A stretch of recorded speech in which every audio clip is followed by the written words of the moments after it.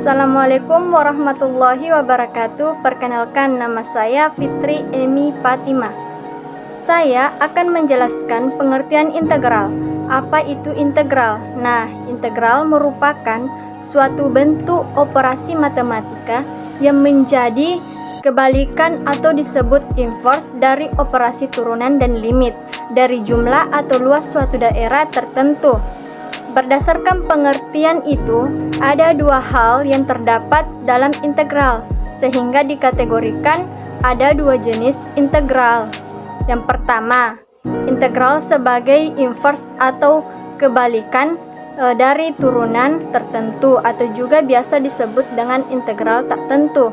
Kedua, integral sebagai limit dari jumlah atau luas suatu daerah tertentu atau juga biasa disebut dengan integral tentu.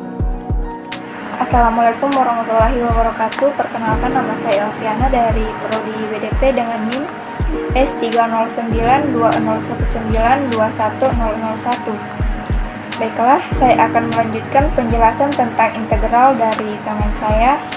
Jadi jenis integral ada dua, yaitu integral tak tentu dan integral tentu. Yang pertama, integral tak tentu merupakan suatu bentuk operasi pengintegralan pada suatu fungsi yang baru.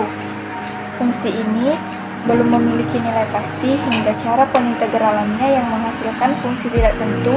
Ini disebut dengan integral tak tentu. Rumus integral tak tentu itu seperti yang terdapat dalam teks. Cara pembacaan rumusnya yaitu integral tak tentu dari fungsi x terhadap variabel x. Kemudian, integral yang kedua yaitu integral tentu didefinisikan sebagai jumlahan atau daerah yang dibatasi kurva atau persamaan tertentu. Berbeda dari integral tak tentu. Integral tentu memiliki nilai tertentu karena batas yang ditentukan sudah jelas. Assalamualaikum warahmatullahi wabarakatuh. Perkenalkan, nama saya Nurdiana. Baik, di sini saya akan melanjutkan materi yang telah disampaikan oleh teman saya. Beberapa bentuk dan teknik penyelesaian integral, yaitu yang pertama, integral pecahan.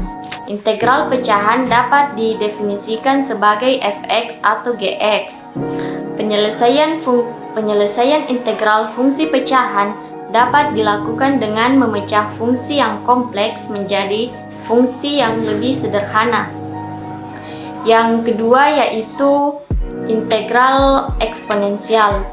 Fungsi eksponensial biasanya dinotasikan dengan e kuadrat x. Yang ketiga yaitu integral substitusi. Beberapa permasalahan atau integral suatu fungsi dapat diselesaikan dengan integral substitusi.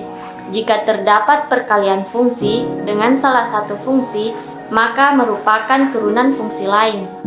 Yang keempat yaitu integral parsial. Integral parsial biasanya digunakan untuk menyelesaikan integral dari perkalian dua fungsi. Sekian. Perkenalkan, nama saya Bobby, saya dari Prodi BDP, dan terima kasih pada kesempatan ini saya akan memaparkan materi tentang contoh penerapan integral. Sebagaimana kita tahu bahwa integral dapat dimanfaatkan dalam berbagai bidang. Yang pertama itu di bidang matematika dan fisika, di mana integral digunakan untuk menghitung volume putar suatu benda dan juga luasan kurva.